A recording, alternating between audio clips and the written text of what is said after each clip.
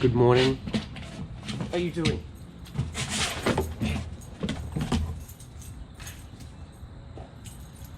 October 6th. This vlog can sometimes be like an asana. I say to myself, this is what I'm going to do, and then when I get there, it doesn't feel like it's working, and then I try to force it. And just like it doesn't work when I'm doing postures, it doesn't work for the vlog. And the funny part is, I can reflect upon the niyamas with regards to that feeling. Remember, the niyamas are many things. One of them is a metric. They're a way to give yourself context. Cleanliness and purity. I don't like to force some deep thoughts. That's not a clean thought. That thought is not functionally a pure idea. It's forced, isn't it? Contentment. To be content, not having anything to say.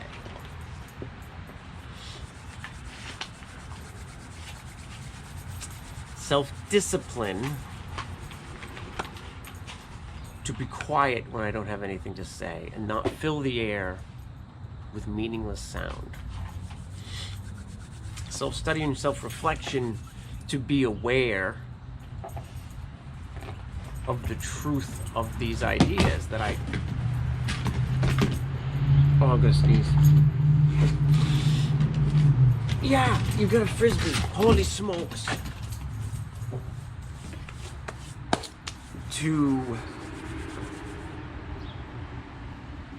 Well, you can only be honest with yourself if you're paying attention to yourself, like, all the time. About how you really feel, about what you really got going on. And self-surrender. No, you think that noise gets my attention, and you're right. Give in to the frisbee. Let your desire for quietness drive you. What are you doing? It's the most disconnected Niyama reflection. Which is also a good truth, because it's not an easy task to practice this kind of stuff in a day-to-day life when you've got your life rushing at you at, what is the phrase? At the speed of life. But whether you're actively pursuing, well, I say this a lot. Life is going to happen, and humans are in a constant series of change, and we can choose to guide that journey or not. Same thing with the niyamas.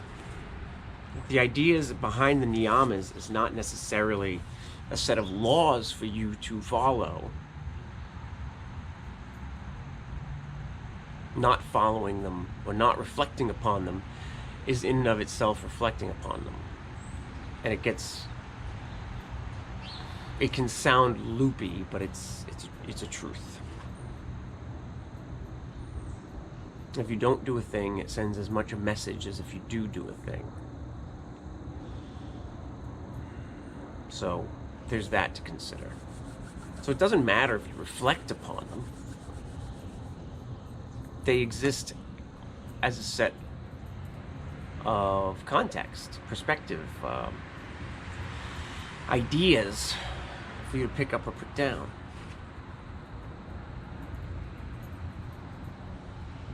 And even when I don't have anything planned to say about the niyamas and my day-to-day life, that in and of itself is a way to talk about the niyamas in my day-to-day life.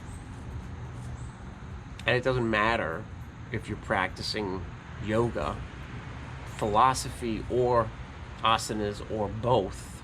And yes, there's a couple of different industries out there that capitalizes on some and not the other, and others and not the others, and so on and so forth. Even if you don't think you're actively practicing on these ideas within a yogic philosophy context, they're still true. They still work.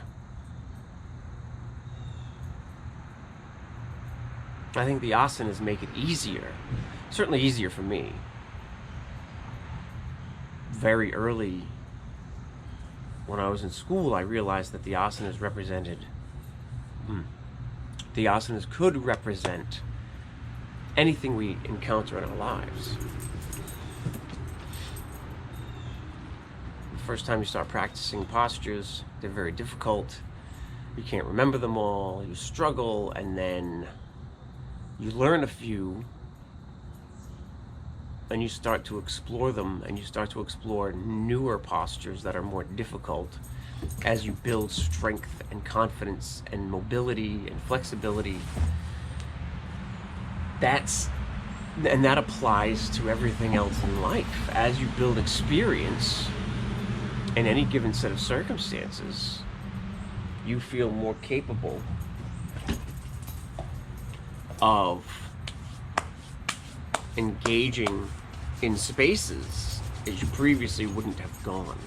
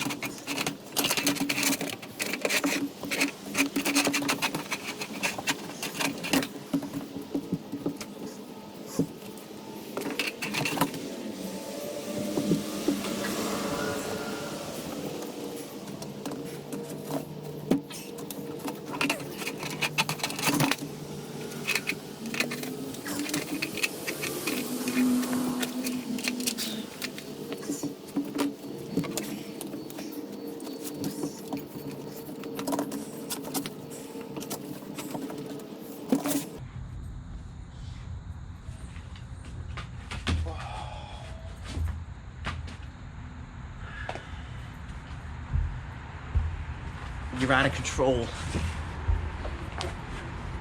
You're a menace. Thanks for joining me on my practice today. Cassie, she gets so much mud and dirt on my mat. Namaste.